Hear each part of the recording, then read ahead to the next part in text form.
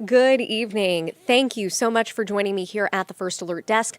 My name's Karli Barnett. We want to give you a look at some of the stories that we are following for your Saturday. Hope everyone has been having a good weekend so far. And speaking of the weekend, we know that you want to know what your weather is, that you could plan ahead for the weekend. And we have First Alert meteorologist Patrick Pete joining us in just a moment. You're going to want to stay tuned for that so you can ask him about the weather in your area as our weekend continues to play out. But in the meantime, I did want to give you a look at some of the stories that our reporters are following for you this evening. We hope you joined us tonight at 6. If not, you have several other chances. You can join us tonight at 10 on Peachtree TV and 11 on WANF. We hope to see you there. All right, so this first story is what our reporter Bridget Spencer is working on, and a family is pleading for answers tonight, wanting to know more about where their loved one is. I want to play her image for you right now. This is Brianna Winston, 23 years old. Her family is just trying to figure out where she could be. 23-year-old Brianna Winston has been missing for more than a month, and sadly, police now believe that they could be investigating a murder. So this did start out as a missing persons case, and as of last night, it's turned into a murder investigation per Clayton County Police. But Brianna Winston's family is still holding on to the hope that they could find her alive. Her family had reported her missing after her going to an apartment and finding that the apartment had been cleaned out by her then live-in boyfriend, Michael Edwards. He and his wife, Brianna Phillips Edwards, are now persons of interest in her disappearance. Her family told us today that they just want to know what happened. So our reporter Bridget Spencer speaking with Brianna Winston's family. She's going to have more on that emotional interview for us this evening. In the meantime, Clayton County Police say they believe they do have reason to suspect that a homicide may have taken place here. But of course, if you have any information that could lead investigators to more clues to find any details about Winston's disappearance, of course, you are urged to contact the Clayton County Police Department. All right, taking you back out here live. We are still staying on top of a story that we brought you as breaking news this morning. A 14-year-old who was shot overnight. What we know is that 14-year-old is recovering in the hospital after he was shot early this morning. Atlanta police say that they were called to the Del Monte townhomes off of Brownlee Road Southwest around 3:30 in the morning, and that is where they found the teenager with a gunshot wound to the side. He was taken to Children's Eggleston Hospital and is considered in stable condition. At this point, police have not said where exactly the boy was shot, if it was at that location or at a different location. No suspects have been identified yet. They still have not given too many details as far as the circumstances of this shooting, but they are continuing to investigate this story. We will continue to stay on top of this and bring you any updates on AtlantaNewsFirst.com. The next story we want to bring to you, this is something that we are proud here at Atlanta News First to be partnering with. This is a walk to end Parkinson's disease. And our very own Ronnie Harris, he was the MC of today's festivities. He was out there, and our reporter Asia Wilson spoke to the family, spoke to different people out there about why this cause is so important to them.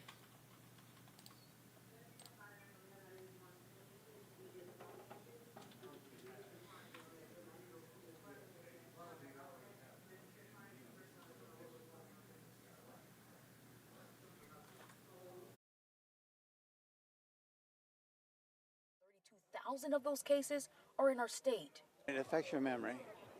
It affects your cognition. Michael McGuigan was diagnosed 4.5 years ago. First thing I found out was I had movements like that. And I went to see a neurologist, and then he sent me to another doctor, and they finally did some tests on me, said that you probably got Parkinson's disease. It's diagnoses like his that fuel the American Parkinson Disease Association to host the walk every year. Its leader, Leslie Chambers, is also personally impacted by the disease. And I came to APD originally for professional reasons, but shortly after I started here, my younger brother, Bob, was diagnosed with Parkinson's, and he is considered a early stage, young onset, because most people get Parkinson's over the age of 60, and my brother was in his late 40s, early 50s when he was diagnosed, which is unusual. The group hopes the strides made during this 1.8-mile walk will not only raise funds for further research, but also increase the awareness so that people who have symptoms early on don't get misdiagnosed. McGuigan continues his battle one day at a time, but has one hope. Spread the word that there's help available, and actually, end of all, find a cure for it. And wishes others will join the fight. Don't get involved, it's going to progress. And it's going to progress at a much faster rate. So awareness does two things. It helps you, and it also helps the people around you that you know and love. In Dunwoody, Asia Wilson, Atlanta News First.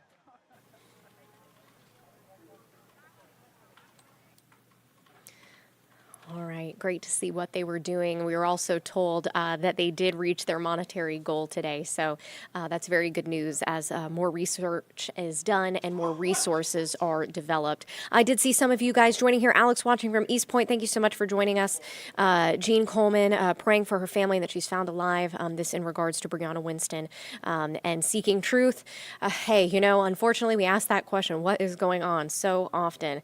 Hopefully that we can find more answers there. Hopefully family gets the closure that they need, and the peace I know that they are so desperately seeking. I do want to go ahead and take you guys outside here. As I said, of course it is the weekend and we want to know what our weather's going to look like.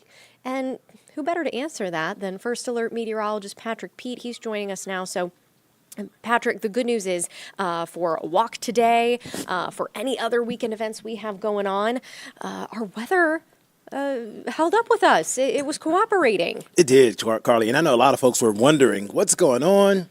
It's cloudy. They said it wasn't going to rain, and we're waiting on the rain to come. I know that a lot of you were thinking that was going to happen, and it was not in the cards for us. It was not in the forecast. We were expecting it to be a little gloomy, a little cloudy. We expected some sun rays to break through at some point, and that allowed temperatures to climb into the 70s for most folks. So definitely a decent day altogether.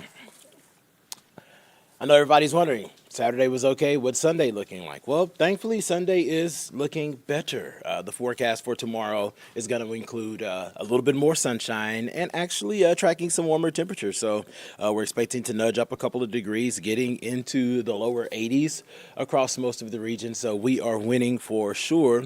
Good evening to everybody that's joining us, that's been with us for a while. Lots to talk about. Obviously, let's dive into this forecast. Right now, we are tracking mostly cloudy skies, but those clouds will gradually start to diminish over the course of the next few hours and will become partly cloudy as we head through the overnight. And actually not expecting a bad day tomorrow. I know that a lot of folks are looking to get out and about. It's Sunday Fun Day. It's my favorite day of the week, believe it or not. I thoroughly enjoy Sundays. It's my rest day, it's my cleaning day, it's my day to do a nice outdoor run. I normally do an extended run on Sundays, and I think that this is going to be a good weekend to do that. Let me switch this up for you guys real quick. And now we are cooking with hot grease, like they say where I'm from. So let's walk you through what we're tracking over the course of the next few hours. And I do expect these warm numbers to continue to be a part of our forecast. 72 here in Atlanta, 73 in LaGrange, upper 60s in the North Georgia mountains. Not a bad stretch of weather. Still a green light evening to get out and about into the streets. Expecting temperatures to be on the milder side yet again tonight, falling to near 60 degrees. And as we head into the next few days, we're going to track some sunshine tomorrow, warming temperatures. It's going to be nice. But we are watching Tuesday. It's not a First Alert weather day, but we are watching. That could be our next potential one. We do expect some showers and some rumbles of thunder. Right now, the timing isn't lining up to be uber impactful, but if that does shift, don't be surprised if we at least First Alert a couple of hours. For now, just know that our dry streak will end for some folks on Tuesday, about a 30% chance of showers and rumbles of thunder. And then we will see a summer-like trend start to take hold as we march towards the weekend. Temperatures are going to easily climb into the upper 80s. We're going to be flirting with 90 degrees, especially on Wednesday. The record high is 90 on Wednesday, and I think we'll be a little bit shy of that. But some locations may break 90 degrees again. So something for us to keep an eye on. As far as the skies tomorrow, it's going to look a whole lot better than it looked today, and today wasn't terrible. A lot of folks are going out to the Inman Park Festival. Tomorrow is the final day of that, and it's really going to be a gorgeous stretch of weather. If you're heading out for church in the morning, grab the sunglasses. Could probably wear some short sleeves. Gentlemen probably want to wear the tank top underneath the shirt instead of the full-on white tee, just because it's going to be a little bit warm as we push into the afternoon, easily getting into the 70s. I think this brunch forecast is superb. Make reservations to sit outdoors. 73 degrees at 12 o'clock, climbing into the upper 70s by 2. Expecting those highs to hit 81 here in Atlanta, same for Thomaston, 80 in Athens and Griffin, upper 70s in the North Georgia mountains. So really just a gorgeous day all around. And if you are a person who has a furry friend, you want to take your dogs out to the dog park. When I had a dog, Sunday was the day that the dog got to spend like an hour and some change in the dog park versus just 20, 30 minutes. So this is just going to be a good day to do that. Gorgeous all-day parts tomorrow. Unfortunately, Monday means the return to normalcy for everybody. The kids are going to school, we're going to work. And I think our morning's going to be pretty solid. If you are driving to work, 60 degrees means you can roll down that window and let that fresh air hit you in the face. Sunshine, temperatures easily climbing into the upper 70s through the afternoon. I actually have us topping out in the low 80s on Monday. But then on Tuesday, we're watching for some rain chances. And here's the timing of that. Here's the 8 o'clock hour. You can see scattered showers and rumbles of thunder in northwest Georgia. That's at 8 o'clock. So it looks like it's going to move in a little bit after the main times of the morning commute, rush hour. So because it's a little bit slower, we have not first alert weather dated. If there is a first alert heading over the course of the next couple of days, it's just going to be because this system is sped up a little bit, and it's still several days away. It's a bit of a short wave. I like to think of a short wave as a ripple in the atmosphere, a bump, a little bit of turbulence. You get a bump, you get lift. You get lift sometimes. If it's strong enough, you get rain and rumbles of thunder, and that's where we're going as we head into your Tuesday. We don't expect this to be an all-day affair, but there will be some lingering showers and rumbles through the early afternoon. We should trend drier as folks are getting off work and heading home. Kids are leaving school. So I don't think that it's going to be an all-day affair. As we head into Wednesday, that's where temperatures start to soar, and we see those numbers climbing to the upper 80s. That forecast high, 88 Wednesday, and then we trend a little bit cooler, like we lose 3 degrees. I think that's pretty much negligible. But the dew points are going to creep up a little bit mid to late week. We're talking about dew points in the 60s. That just means it's going to feel a little sticky outside. We're not talking about summer oppressive heat. We're not going to be talking about heat index, but you will notice that it will feel a little bit muggy Wednesday, Thursday, so something of note. And with that mugginess, we're going to get that southerly flow, so that's going to mean the return of some afternoon pop-ups. I think Friday is going to be the better opportunity for pop-ups. We don't really do 10% rain chances here, but if I had to do a 10, it would probably be Thursday because there's just a little bit of instability around. I don't think that this is going to be a big day, but I think Friday is going to be the day where we have better potential for pop-ups, and that rain chance sticks around heading into Saturday. So I see everybody is with us in this chat, but you guys are not chatting, and that's okay. Y'all are getting quiet. It's Sunday. I know we're getting ready. Saturday. Where's my mind going? You guys are getting ready to get out and about, do things with the family, prepare for a long day tomorrow, and I won't hold you. I always say that I'm going to keep you for a good time, not a long time. I am going to throw this 7-day up full screen one more time just because I want to make sure that everybody can get the big picture, and nothing is obstructing that. A nice couple of days ahead. Temperatures in the low 80s, low humidity, gorgeous outside. We'll get more sunshine the next 2 days. We're going to be watching for those pop-up, showers and thunderstorms along that boundary on Tuesday. Looks like that'll be a morning, early afternoon situation. Should trend a little bit drier the second half of the day. Right now, it's not a first alert just because of the timing. It looks to be after folks are at work and before you're on your way home. But if that timing shifts, that'll be the reason that we throw a first alert weather day on it. And then we warm up to the upper 80s. If you're looking for a feel of summer, Wednesday will be it.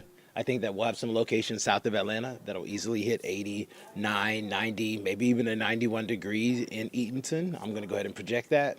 And then we see the return of those pop-ups Thursday, Friday into Saturday, with Friday and Saturday looking like the best options for some pop-ups. So this has been fun, you all. As Karli mentioned at the beginning of the stream, we're working hard for you, obviously fine-tuning the forecast, but Karli, Tori, our whole team, we have Ellie, we have Brett, we have Joe, we have I always want to call him Gary, but Terry. We have Terry, and then we have all of the reporters and photogs that are out in the field. They're working hard for you. We're going to have the latest on everything that's going on in the community tonight at 10 on Peachtree TV, and a final look at your forecast on Atlanta News First at 11. So you guys have a fantastic evening. I'm going to take you back to where we started this ride, out at Lake Lanier. I don't know if you guys got a chance to see this story that we did this week. I thought it was pretty dope. It's actually on AtlantaNewsFirst.com.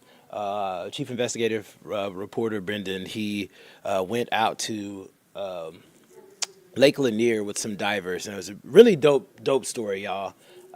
You got to check it out. It's only like 4 minutes. But there's a dive team that goes out for families after search, rescue, all that stuff. After it's called off, they do it. They search for 5 days. If they don't find someone who's missing, it gets called off. And then this family reaches out to this organization.